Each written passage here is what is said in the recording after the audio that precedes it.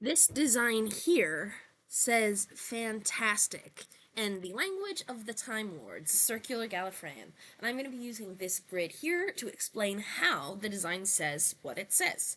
You read the script starting at the bottom and you go counterclockwise, like a time traveler going back in time. And that's why our first letter, the letter F, is found at the bottom of this word circle down here. And an F is a deep divot shape. That's because it's in the top row of this grid.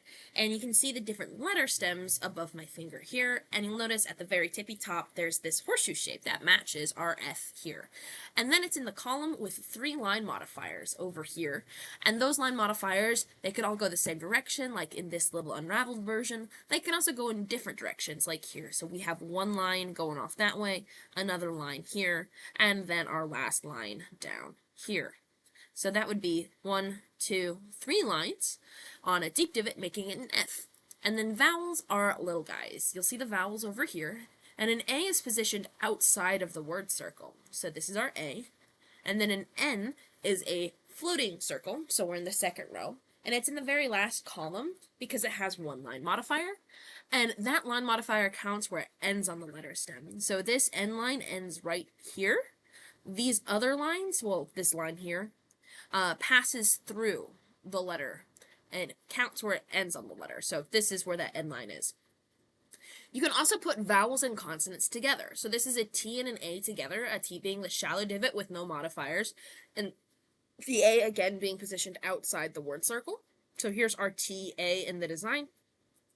Another thing you can put together are consonants in the same row. So things in the same row can be stacked, and when you stack them, you read thin to thick. So here's our letter stack, and the thin one here has 1 line, 2 lines, 3 lines ending on it. So that's the S, because an S has 3 lines ending on it.